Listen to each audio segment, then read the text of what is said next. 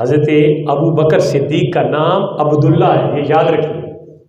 اور روایت میں یہ بھی آتا ہے کہ آپ اسلام لانے سے پہلے جب دور جاہلیت میں آپ کا نام عبد الکعبہ رکھا گیا۔ عبد الکعبہ کا معنی ہوتا ہے کعبہ کا بندہ، لیکن حضور علیہ الصلوۃ والسلام نے نام کو تبدیل فرمایا اور آپ نے آپ کا نام کیا رکھا؟ عبداللہ۔ عبداللہ کا معنی کیا ہے؟ اللہ کا بندہ۔ اگر آپ سے کوئی تعارف پوچھے اور آپ اس کو نام نہیں بتانا چاہتے تو آپ اپنا تعارف، اپنا نام یہ بھی کہہ سکتے ہیں کہ میرا نام عبداللہ ہے۔ یعنی آپ اپنا نام نہیں بتانا چاہتے، کوئی تعارف پوچھ رہا ہے تو آپ اپنے آپ کو عبداللہ کہہ سکتے ہیں، لیکن آپ کی نیت میں یہ ہو کہ عبداللہ سے مراد اللہ کا بندہ ہے۔ اور آپ کا جو یہ ابو بکر نام ہے یہ کنیت ہے، اور اسی نام سے آپ مشہور ہوئے۔ آپ کے اصل نام کو تو دنیا جانتی نہیں ہے، اسی نام سے، اور پھر آپ کی کنیت جو ہے یہ ابو بکر کے نام سے۔ آپ کی جو لقب ہے وہ العتیق لقب ہے اور صدیق لقب ہے، یہ جو آپ کو لقب عطا کیے گئے۔ صدیق کا معنی سچوں کا بادشاہ، ایک سچا ہوتا ہے اور ایک سچوں کا بادشاہ ہوتا ہے۔ قرآن کی جو سورہ زمر کی 24ویں پارے کی میں نے آیت پڑھی، اس میں بھی اسی سچائی کا ذکر ہے۔ فرمایا والذی جاء بالصدق، جو سچ لے کر آیا، جو سچ لے کر تشریف لائے، وصدق بہ، اور جنہوں نے اس سچ کی تصدیق کی، اولئک هم المتقون، یہ دونوں متقی اور پرہیزگار ہیں۔ سبحان اللہ، یعنی کیا شان ہے ابو بکر صدیق کی۔ اللہ نے جہاں پہ اپنے یار، اپنے محبوب کا ذکر کیا، ساتھ ہی محبوب کے محبوب کا ذکر کیا۔ فرمایا والذی جاء بالصدق، جو سچ لے کر تشریف لائے۔ کون مراد؟ جناب محمد الرسول اللہ صلی اللہ علیہ وسلم، یعنی سچ لے کے آئے۔ کتاب اللہ سچ ہے، سچ لے کے آئے، دین اسلام سچ ہے، سچ لے کے آئے۔ وصدق بہ، اور اس سچ کی جس نے تصدیق کی۔ کون مراد ہے؟ جناب ابو بکر صدیق رضی اللہ تعالیٰ۔ فرمایا اولئک هم المتقون، یہ دونوں متقی ہیں، اللہ سے ڈرنے والے ہیں، اللہ کے بارگاہ میں پرہیزگار ہیں۔ نبی تو چونکہ معصوم ہوتے ہیں، وہ تو گناہ سے دور ہوتے ہیں، معصوم ہوتے ہیں، تو یہ جو نبی کا ساتھی تھا جس نے اپنا تن من دھن اولاد سارا کچھ حضور کے نام پہ قربان کیا۔ حضرت ابو بکر صدیق کے بارے میں آتا ہے جب آپ اسلام لائے تو آپ 40,000 دینار کے مالک تھے۔ 40,000 دینار، اور دینار سونے کا ہوتا ہے۔ ہمارے ہاں تو روپے کو کنورٹ کرو نا پیسوں میں، تو پیسوں کی تو والی بچوں، ہمارے بچوں کو تو خیر پیسوں کا پتہ ہی نہیں ہے کیا ہوتا ہے، ان کو زیادہ سے زیادہ روپیے کا پتہ ہے، پیسوں کا پتہ ہی نہیں ہے۔ تو یہ جو دینار ہوتا ہے یہ سونے کا ہوتا ہے، اور جو درہم ہوتا ہے یہ چاندی کا ہوتا ہے۔ تو 40,000 دینار کے مالک تھے، متبول مالدار تھے۔ لیکن جب اسلام لے آئے تو آپ نے حضور کی ذات پہ، کاز پہ، آواز پہ اور تبلیغ پہ سارا کچھ آپ نے قربان فرما دیا، سارا کچھ خرچ فرما دیا۔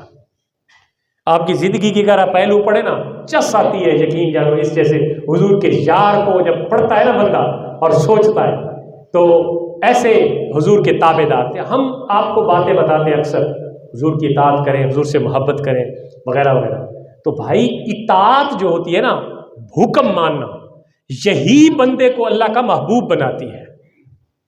یعنی ایک بندہ حضور سے محبت تو کرتا ہے لیکن حضور کی اطاعت نہیں کرتا، تو اس میں اطاعت جو ہے وہ جب محبت بندہ کرتا ہے تو بات ماننا مجبوری بن جاتی ہے۔ تو محبت تب سچی ہے، اگر محبت بولا اور اطاعت سے دور رہے تو مطلب آپ کی محبت سچی نہیں ہے۔ لیکن آپ محبت کرتے ہیں اور ساتھ اطاعت بھی کرتے ہیں، مطلب حضور کا حکم بھی مانتے ہیں، آپ کی پیروی بھی کرتے ہیں، تو اس کا مطلب ہے آپ اپنی محبت میں سچے ہیں۔ حضرت ابوبکر صدیق نے یہ کر کے دکھایا۔ کئی اسلام کے مشکل ترین مواقع پہ ہائے ہائے تاجدار صداقت نے اپنے آپ کو پیش فرمایا۔ یقین جانیے آپ کے اسلام کو اگر جو اسلام لانے کے واقعات ہیں اور پھر حضور پہ جان نثاری کے واقعات ہیں اور حضور کے ساتھ وفاداری کے واقعات ہیں، اگر بندہ پڑھتا ہے تو ایمان تازہ ہوتا ہے۔ میں یہاں پہ بخاری شریف کی ایک حدیث آپ کے سامنے پیش کروں گا ٹائم اتنا ہی ہوتا ہے، بڑی مشکل سے ایک حدیث پوری ہو جائے جس کا مفہوم. اچھا، اس حدیث میں جہاں پہ حضرت ابوبکر صدیق رضی اللہ تعالیٰ عنہ کی شان کا ذکر ہے، وہاں پہ حضرت ابوبکر صدیق کا حضور کے ساتھ تعلق اور ادب کا بھی ذکر ہے. حدیث صرف پورے جمعے پہ ایک ہی پیش کرنی ہے، اور یہ بخاری شریف کی حدیث ہے. میں ساتھ عربی بھی پڑھوں گا برکت کے لیے، اور ساتھ آپ کو وضاحت بھی دوں گا. حضرت سہل بن سعد الساعدی رضی اللہ تعالیٰ عنہ صحابی ہیں، اور حضور علیہ الصلوۃ والسلام کے قریب رہتے تھے. وہ فرماتے ہیں ان رسول اللہ صلی اللہ علیہ وآلہ وسلم ذهب الى بنی عمرو بن العوف، کہ آقا علیہ الصلوۃ والسلام ایک دن بنی عمر بن عوف، یعنی عبد الرحمن بن عمر بن عوف، یہ آپ نے عبد الرحمن نام سنا، یہ حضور کے صحابی ہے. تو عمر بن عوف ایک قبیلہ تھا، تو حضور علیہ الصلوۃ والسلام اس قبیلہ کی طرف تشریف لے گئے. کیوں لے گئے؟ لیصلح بینہم، تاکہ وہ کچھ آپس میں خلشیں تھیں، کوئی وہاں پہ ان کے درمیان کوئی برادری کا کلیش چل رہا تھا. لیصلح بینہم، تاکہ ان کے درمیان صلح فرما دے. سبحان اللہ. کس کام کے لیے؟ بولے نا، تسی بے شک نہ کرنا، اچھی آواز میں کہہ دو، کس واسطے؟ صلح واسطے. لیصلح بینہم، یہ صلح جو ہے نا، اس کا قرآن میں بہت جگہ ذکر ہے صلح، لیکن یہاں پہ جو صلح کے لیے کوشش کرتا ہے اس کو لوگ ہیرو کی بجائے ویلن سمجھتے ہیں. میں نے یہ لفظ اس لیے استعمال کیا تاکہ آپ کو اچھی طرح سمجھ آ جائے. صلح کے لیے حضور کا طریقہ مبارک ہے صلح کروانا، لڑے ہوئے کے درمیان صلح کروانا، یہ کس کا طریقہ ہے؟ اور دو بندوں کو لڑانا، یہ کس کا طریقہ ہے؟ بولو نا. ہاں، یہ آپ نے اس لیے بلوا رہے ہیں تاکہ آپ کے ذہن میں بات پکی ہو جائے، سمجھ بھی آئے کہ بندوں کو لڑانا یہ شیطان لائن کا کام ہے، اور چغلیاں لگانا ایک دوسرے کو، اور بندوں کے درمیان صلح کروانا یا کرنا صلح، کوئی کروانے والا صلح نہیں ہے، اور آپس میں ہمدردی کی بنیاد پہ صلح کر لینا، یہ کس کا طریقہ ہے؟ اللہ کے پیارے محبوب نے خود طریقہ بھی بتایا ہے اور صلح کروائی بھی ہے، اور اللہ نے قرآن میں صلح کے فضائل بھی بیان فرمائے ہیں، اور فرمایا وَالصُّلْحُ خَيْرٌ، قرآن میں فرمایا وَالصُّلْحُ خَيْرٌ، یعنی صلح میں بھلائی ہی بھلائی ہے. خیر اس میں تفضیل کا صیغہ ہے، اس میں تفضیل کا مطلب ہے بہت زیادہ بھلائی، تھوڑی بھلائی نہیں. یعنی کسی چیز کی زیادتی کو بیان کرنا ہو تو عربی میں اس میں تفضیل لگاتے ہیں. فرمایا وَالصُّلْحُ خَيْرٌ، صلح میں بھلائی ہی بھلائی ہے، یعنی نری بھلائی ہے، اس میں نقصان کوئی نہیں ہے. اچھا، تھوڑی سی صلح کی میں نے وضاحت کر دی، چلو آپ محسوس نہ کریے گا کہ کہیں استاد نے ہمیں صلح کی طرف کیوں توجہ دلائی. لیصلح بینہم، حضور بنی عمر بن عوف کے قبیلہ میں گئے تاکہ ان لوگوں کی صلح کروائیں.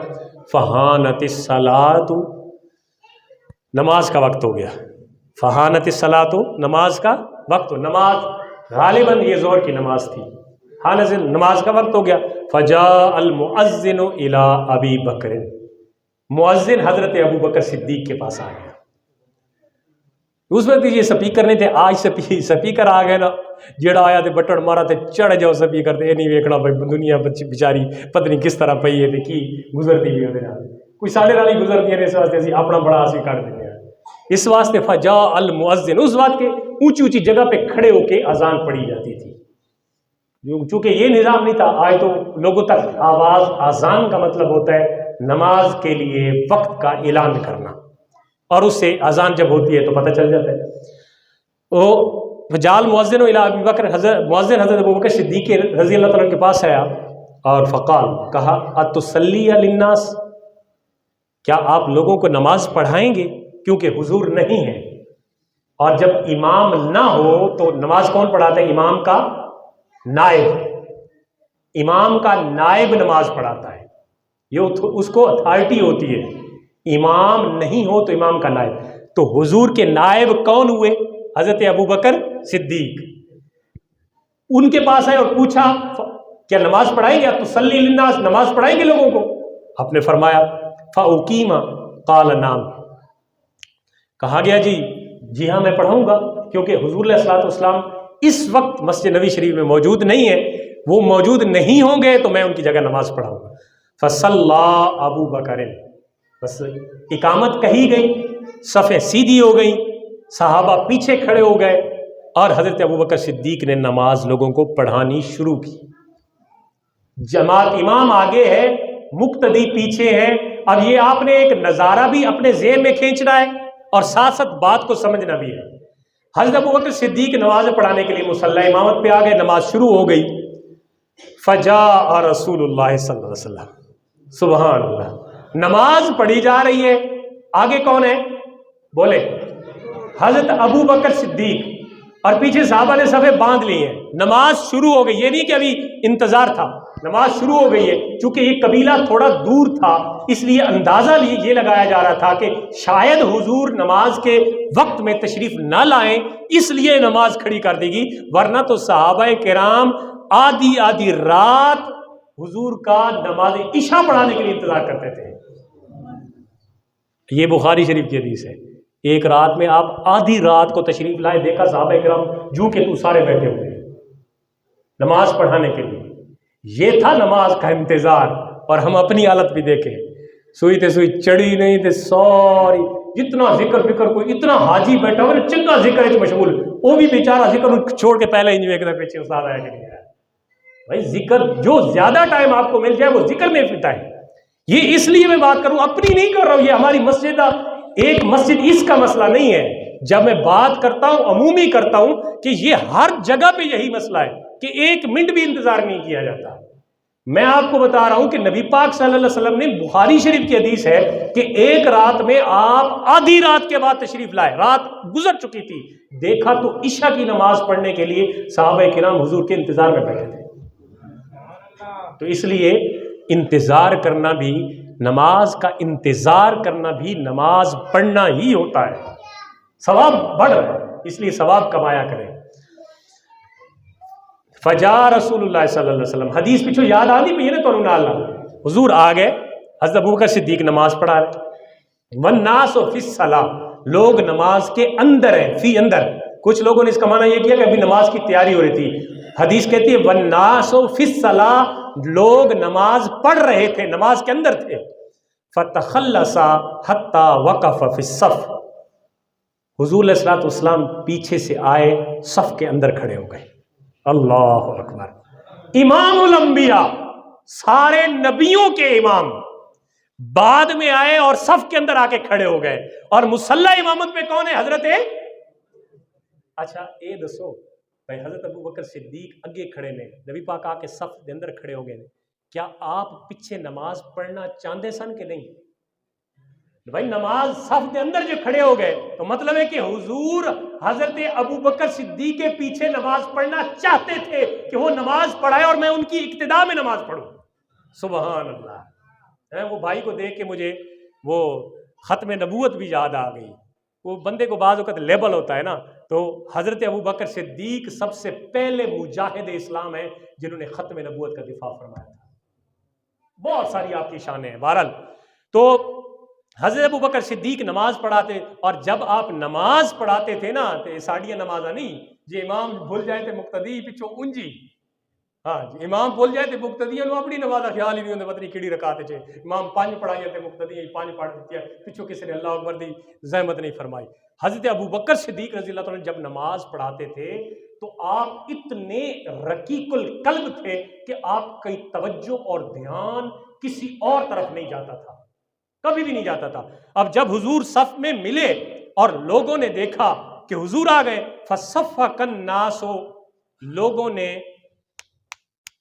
اس طرح کرنا شروع کر دیا۔ صفق کہتے تاڑی کو، ٹھیک ہے، ہاتھ پہ ہاتھ مارنا، تالی لینا، تو لوگوں نے ایسا کرنا شروع کر دیا، اس طرح کی آوازیں آنا لگی۔ اور حدیث سنیے، وَقَانَ أَبُو بَكْرٍ لَا يَتَوَجَّهُ، حضرت ابوبکر، جو میں نے پہلے بات کر دی کہ حضور حضرت ابوبکر لا یتوجہ، وہ کسی طرف دھیان نہیں کرتے تھے، جب نماز میں کھڑے ہوتے تو پھر تاریں ڈائریکٹ ہو جاتی تھی، پھر خیالات ادھر ہی، تو لوگ ادھر یہ کر رہے تھے۔ فلما اکثر الناس التصفیقہ، جب لوگوں نے یہ زور لگایا نا چنگا دبا کے، یعنی صف کے اندر ہر صحابی ایسا کرنے لگا، ہاتھ پہ ہاتھ مارنے لگا، تصفیق زیادہ ہو گئی، ہاتھوں کے بجنے کی آوازیں مسجد نبوی میں زیادہ ہو گئی، تو کیا ہوا؟ التفت، حضرت ابو بکر صدیق نے توجہ فرمائی، التفتا، حضرت ابو بکر صدیق نے توجہ فرمائی، فرآ رسول اللہ صلی اللہ علیہ وسلم فاشار الیہ رسول اللہ، تو حضرت ابو بکر صدیق نے توجہ فرمائی. ہوں امام اگے ہوندا ہے یا مقتدیاں دے پیچھے ہوندا ہے؟ اگے نا، تے پیچھے صف وچ حضور آ کے کھڑے ہو. حدیث کہتی ہے کہ حضرت ابو بکر صدیق نے توجہ فرمائی، فرآ رسول اللہ، اور انہوں نے رسول کریم صلی اللہ علیہ وسلم کو دیکھا. سبحان اللہ. یہ مطلب ہے مڑ کے انج ویکھے ہونا ہے، صاحب دے نکر وچ کھڑے ہوتے این تے ویکھیا نا نماز وچ. فرآ رسول اللہ، انہوں نے رسول اللہ کو دیکھا. فاشار الیہ رسول اللہ، حضور نے حضرت ابو بکر صدیق کو اشارہ کیا. کس چیز کا اشارہ کیا؟ کہ انم کس مکانک، اپنی جگہ تے کھڑے ہو کے نماز پڑھا. سبحان اللہ. چس کوئی نہیں آئی تانوں اتنے دوڑا ہوا تے سارا دی زبان اللہ نکلے، حدیث پڑھ رہے تے کہیں زبان اللہ نہیں آ گئی. حضور صلی اللہ علیہ وسلم سائیڈ پہ کھڑے ہوئے، ابو بکر صدیق آگے. تو میں آپ کو منظر دکھا رہا ہوں نا، آگے والا بندہ تھوڑا سا سائیڈ پہ دیکھے گا تو دیکھے گا نا. جب حضرت ابو بکر صدیق نے دیکھا کہ حضور آگے ہیں تو فاشار الیہ رسول اللہ، حدیث کہتی ہے کہ رسول اللہ نے حضرت ابو بکر صدیق کو اشارہ کیا. کیا کیا؟ انم کس مکانہ کا، ٹھہرا رہے، مصلی امامت میں نے تجھے دیا ہے، تو نماز لوگوں کو مکمل کروا. آج کچھ لوگوں نے کہا نہیں جی حضرت ابو بکر صدیق نعوذ باللہ غاصب تھے اور وہ مصلی امامت پہ آ گئے، یہ حضرت علی کا حق تھا. میں نے کہا حضرت علی ہماری آنکھوں کا، ماتھے کا، ایمان کا جھومر اور مرکز ہے، لیکن حضور نے جس کو خود پکڑ کے مصلی پہ کھلا رہا اس کا نام ابو بکر صدیق ہے. فرمایا انم کس مکان ہے، اپنی جگہ پہ کھڑے رہے، نماز پڑھا. نماز پیچھے سے حضور فرما رہے. اچھا ایک گل بڑی دلچسپ ہے، وہ اللہ دی نماز رہی ہے تے گلاں کنج دی ہو رہی ہیں. نماز اللہ دی پڑھی جا رہی ہے تے گلاں کنج دی ہو رہی ہیں. ایک دوجے نو ویکھ رہے پچھوں دی تے دوجا کہہ رہا اپنی جگہ تے نماز پڑھا. اگے سنیے سبحان اللہ. فرفع ابو بکر یدیہ، حضرت ابو بکر صدیق اتنے کھڑے مصلی تے، فرفع یدیہ، اپنے ہاتھ چاک دے. سبحان اللہ. آئے ہائے صدیق تیری قسمت تے، تیرے مقدر تے قربان ونجا. خدا دی عزت دی قسم ہے، جو مقام حضرت ابو بکر صدیق نو حضور دی یاری اور وفاداری دے صدقے ملا وہ کائنات وچ ہور کسے نو نہیں ملا. رافع یدیہ، نماز کے اندر امام، نماز کے اندر امام حضرت ابو بکر صدیق کھڑے ہوئے اور رافع یدیہ فحمد اللہ، ہاتھ چاہ کے، ہاتھ بلند کر کے. رافع مطلب اٹھانا، یدیہ دونوں ہاتھ، ایک بھی نہیں، دونوں ہاتھ باندھے ہوئے تھے چھوڑ کے ایسے فحمد اللہ، اللہ کیا شکر ادا کیا. سبحان اللہ. ہے ابو بکر صدیق اتنے کھڑا تے حضور کہندے نے پڑھا نماز، میں تیرے پیچھے پڑھن واسطے تیار ہاں تے تو نماز مکمل کرا. ہن ابو بکر صدیق اپنے مقدر تے کیوں نہ ناز کرے؟ اتھے مصلی امامت تے کھڑے ہو کے اپنے ہاتھ چائے اور فرمایا فحمد اللہ علی ما امرہ بہ رسول اللہ صلی اللہ علیہ وسلم. شکر کس گل دا ادا کیتا؟ شکر اس گل دا ادا کیتا کہ قربان ونجا میں اپنی قسمت تے مقدر تو، مینوں رسول اللہ نے حکم دیتا کہ تسی نماز پڑھاؤ.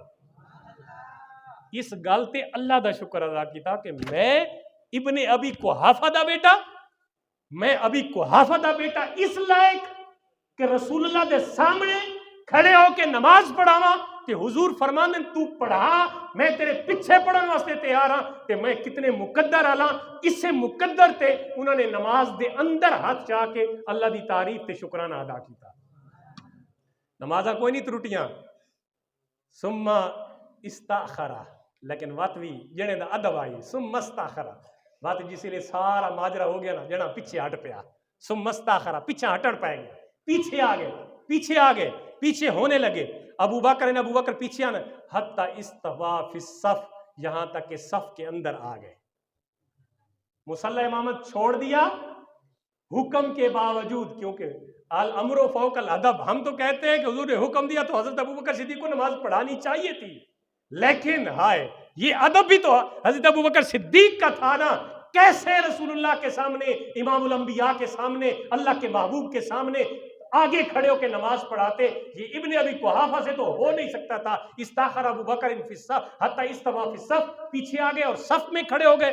جب صف میں کھڑے ہوئے تو فتقدم رسول اللہ صلی اللہ علیہ وسلم، رسول اللہ اپنی صف پیچھے سے نکل کے آگے مصلی امامت پہ تشریف لے آئے. پیچھے سے آ کے نماز پہ آپ تشریف لے آئے اور فلما انصرف، نماز مکمل ہو گئی، فلما انصرف نماز مکمل ہوئی، قال حضرت حضور علیہ الصلوۃ والسلام نے فرمایا ما منعک یا ابا بکر ان تثبت اذ امرتک، میں جو حکم دیتا یہ بات پیچھا کیوں ہٹے؟ سبحان اللہ، گلا دیکھو، جو میں نے جو حکم دیا تھا، ما منعک، کس چیز نے تمہیں روکا تھا کہ میرے حکم کے باوجود میں نے کہا تھا کہ نماز پڑھو اور پھر پیچھے آ گئے؟ کون سی چیز مانے تھی؟ کیوں نماز نہیں پڑھانا چاہتے تھے؟ حضرت ابو بکر صدیق نے فرمایا فقال ابو بکر، حضرت ابو بکر صدیق عرض کرنے لگے ما کان لابن ابی قحافہ ان یصلی بین یدی رسول اللہ صلی اللہ علیہ وسلم، ابن ابی قحافہ دی اے مجال کہ رسول اللہ دے سامنے کھڑے ہو کے نماز پڑھاوے، یا رسول اللہ میرے کو یہ کام نہیں ہو سکتا کہ تسی پیچھے ہوو تے میں اگے ہوواں، مینوں تے اے چیز اگے نہیں سی کھڑن دیندی، میں اس واسطے سب دے پیچھے آ گیا۔ یہ ایک حدیث میں تواڈے سامنے پوری جمعے تے پیش کی تھی، ہن میرا ٹائم ہی ہو گیا، بابا دی تا کہ مینوں کہندے 40 منٹ تے ختم کر دیں، چلو میں 40 منٹ تے ختم کر دیاں گا، تسی لیٹ آئے تو میں چلو اپنی گفتگو مکمل کر دینا جی۔ اچھا، یصلی بین یدی رسول اللہ فقال مالی ارایتکم اکسکم التصفیق، کہ فرمایا ہن ایتھے دو تین گلاں ثابت ہونیاں نے۔ نمبر 1، حضرت ابو بکر صدیق دا مقام اے ہے کہ نبی پاک حضرت ابو بکر صدیق دے پیچھے بھی نماز پڑھن واسطے تیار نے تے پڑھنا چاہتے ہیں۔ ایک گل اس تو حضرت ابو بکر صدیق دا مقام معلوم ہوتا ہے۔ حضرت ابو بکر صدیق دا مقام ہے کہ اللہ دے رسول صلی اللہ علیہ وسلم، اللہ دے رسول صلی اللہ علیہ وسلم حضرت ابو بکر صدیق دے نماز پیچھے نماز پڑھنا چاہتے ہیں، اور نبی پاک دی موجودگی دے اندر، یعنی آپ مدینہ طیبہ دے اندر موجود سن، اس وقت بھی مختلف مواقع تے حضرت ابو بکر صدیق نے 17 نمازاں صحابہ نو پڑھائیاں، آپ دے وصال تو بعد تب پڑھائیاں، لیکن 17 نماز حضور دے حیات مبارکہ دے اندر بھی حضرت ابو بکر صدیق نے پڑھائیاں۔ دوسرا مسئلہ یہ معلوم ہوا کہ نماز دے اندر، نماز اللہ تعالیٰ دی عبادت ہے اور عبادت خاص ہے جس وچ کوئی شریک نہیں ہو، لیکن نماز دے اندر بھی ادب رسول ہووے تا نماز نہیں ترٹدی، بلکہ نماز وچ ہور اضافہ ہو۔ میں اپنے کولوں کوئی گل نہیں کی، بخاری شریف دی حدیث پڑھ کے سنائی اور نماز دے وچ دا پورا ماجرا بیان کیتا کہ امام پیچھے ہٹ گیا، مقتدی اگے آیا، مقتدی نے امام نو آکھیا کہ تو نماز پڑھا، تے امام نے امامت دے اندر کھڑے ہو کے ادھر ادھر بھی ویکھ لیا، انہاں سارے کاماں دے دوران نماز نہیں ترٹی۔ کیوں؟ یہ سارا ادب رسول سی۔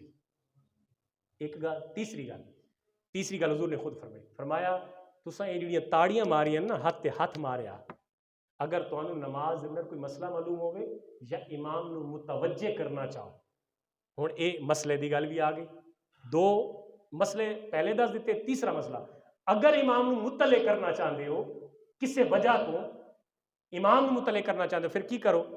اللہ دے رسول نے فرمایا کہ فَلْيُسَبِّحْ فَإِنَّهُ إِذَا صَبَّحَ الْتُفِتَ إِلَيْهِ وَإِنَّمَا التَّصْفِيقُ لِلنِّسَاءِ۔ میں اگر امام نو تساں دسنا ہے کہ امام بھول گیا ہے یا اس دی توجہ کراؤنی کسی کام دی طرف، تو پھر تسی کی کرو؟ سبحان اللہ کہو، یا اللہ اکبر کہہ دو، یا الحمدللہ کہہ دو، تینوں الفاظ کہہ سکتے ہو۔ امام نو متوجہ کرنا تینوں الفاظ، الحمدللہ، اللہ اکبر، سبحان اللہ، فَلْيُسَبِّحْ دے لفظ حدیث دے اندر فَلْيُسَبِّحْ سے مراد سبحان اللہ، سبحان اللہ کہہ دو تاکہ امام نو پتہ چل جاوے، جس لئے تسی اس طرح دے الفاظ کہو گے تو امام نو پتہ چل جائے گا۔ اور انما التصفیق للنساء، حضور نے فرمایا جڑا ہاتھ تے ہاتھ مارنا ہے یا ہتھیلی تے ہتھیلی مارنی ہے، یہ عورتاں واسطے۔